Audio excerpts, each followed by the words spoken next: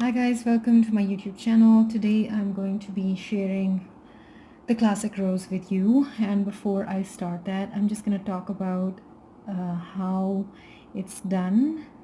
I am slightly placing this red circle, which is not regular circle, on my hand with this teeny weeny little brush.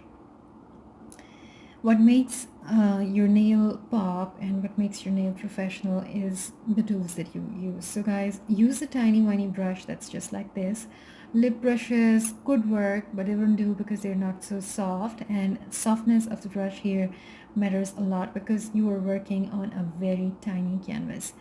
So somebody saw my rose technique and asked me how it's done, so I'm making this YouTube video to help that person. And if you're not that person, that's okay too. I hope I'm helping in some way. Normally people go to nail salons for this, but I do my own nails, to the shock and horror of many. And if you have followed me on Instagram, if you haven't, then please do. It's the link, I'm going to leave it in the description below. On Instagram, sometimes I put pictures of my nail art which people ask me about, and this is my attempt to help those people. And obviously I started a new channel, I had no idea what to do, so I have decided to film this. I hope you guys like it. So what we were doing is that we just placed a little bit of acrylic paint, an irregular circle where I want my rose to be on my nail. So normally guys, I don't do this nail thing because my nails, as you can see, are not really that long, and I do not like the fake nails. So I usually end up with, not much space here. So I have decided to do this despite of my fear of this, how it's going to turn out.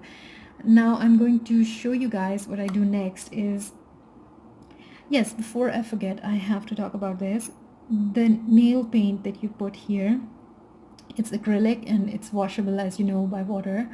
Before you have put your top coat, or before you have dried it with your white light, this nail paint has to be wet, because the technique that I'm going to be using is basically dependent on that. As you can see that I have dunked my brush in a little bit of black.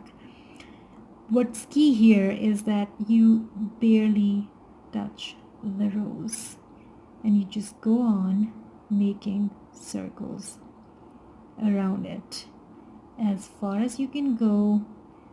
But what you shouldn't do is, in under any circumstances, touch the lines that you have drawn.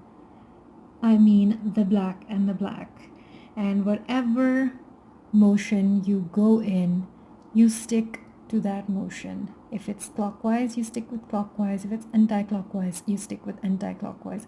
I hope you guys can see it. I can make another rose for you because I sort of suspect that because of my experience-lessness the film didn't really get that. So I'm gonna make another rose here, and this is why I haven't done it fully, with the waistcoat and everything. I have dropped a black dot here, and you can see that I'm just gonna go in, and since this rose is not circular, I'm just gonna follow that shape and go in like this. So guys, there is another rose, and I can draw yet another, which I hope turns out something beautiful.